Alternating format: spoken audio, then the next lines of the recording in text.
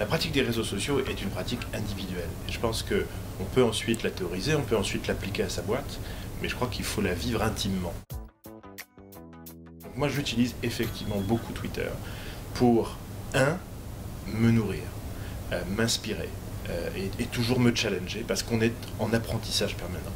2, pour insuffler cette espèce de vent du dehors, de transformation, de disruption, parce qu'on n'est qu'au début des changements, ils sont profonds, et toutes ces nouvelles sociétés qui ont fleuri avec le mobile, avec une politique Twitter très forte, les Airbnb, les Uber, les Nest, etc., comme on le disait, c'est la techno qui mange le business. Et on a une transformation de tous les secteurs industriels, les uns après les autres. On ne parle pas de médias, on ne parle pas de nouveaux médias ou de techno, on parle bien de transformation industrielle, profonde, définitive. On ne reviendra pas en arrière.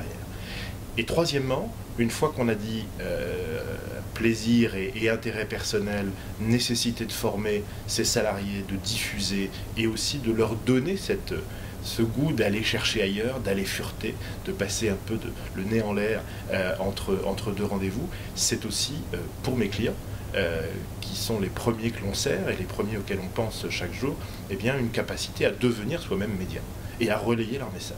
Et je pense que là aussi, ça fait partie du boulot d'un patron d'agence, de faire corps avec les enjeux de ses clients. Et j'ai donc très régulièrement des clients qui me disent « Tiens, Dominique, est-ce que tu peux me tweeter ça, me retweeter ça, on sort tel produit, il y a telle annonce du PDG, comment est-ce que tu peux nous accompagner là-dessus ?» Et je le fais avec plaisir. Pas toujours, pas avec ce que l'on me donne, puisque je pense que l'émetteur est toujours important, et donc il faut pas, je suis pas un 4x3, et il faut que ça soit, j'irais, repris dans mes mots, pour que ce soit authentique, que ce soit crédible, et puis il faut le faire à bon escient, donc pas en spammant, parce que sinon le fil Twitter perdrait de son intérêt. Je ne crois pas tellement au fil sur le thème c'est mon fil perso, ça n'engage que moi, ça n'engage pas ma boîte. Je pense que quand on est un patron de boîte, on doit y aller à fond. C'est-à-dire que c'est votre parole, c'est aussi parfois vos contradictions, parfois vos légèretés, votre humour, et je crois que c'est aussi une facette de Twitter qui m'intéresse, c'est de pouvoir comme ça, comme un peintre en pointilliste, pouvoir révéler des facettes de votre personnalité qui ne sont pas toujours business, qui peuvent être des coups de cœur émotionnels, artistiques, culturels, qui peuvent être des moments d'humour, qui peuvent être... Voilà. Et donc c'est vrai que par exemple mes tweets du week-end sont un peu plus légers que les tweets de la semaine, qui sont assez boulot, veille internationale et assez contrôlés, dirait-on. Il y a eu comme ça une rencontre en réel de personnes qui se tweetaient, qui se retweetaient sans encore se connaître, puisque j'allais être amené à la voir dans les semaines qui suivaient, vu que nous gérons les stratégies de Pierre et Vacances Center Park. Mais c'est vrai que c'était assez formidable de se rencontrer en 2 tweets, en DM, et de se retrouver dans un restaurant parisien tôt un matin pour faire connaissance après avoir uniquement échangé en 140 caractères. Voilà, c'était assez rigolo et incroyablement naturel.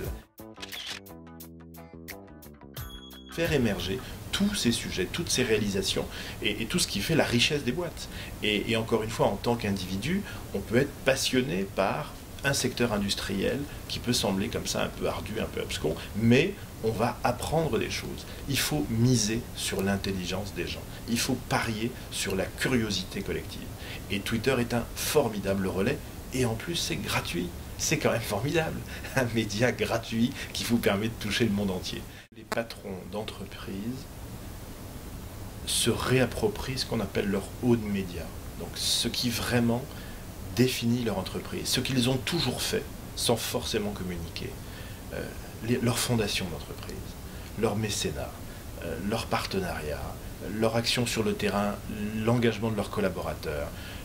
On a aujourd'hui toute une série d'éléments qui existent, qui préexistent, et qu'on a un peu mis de côté, alors que ça fait du sens.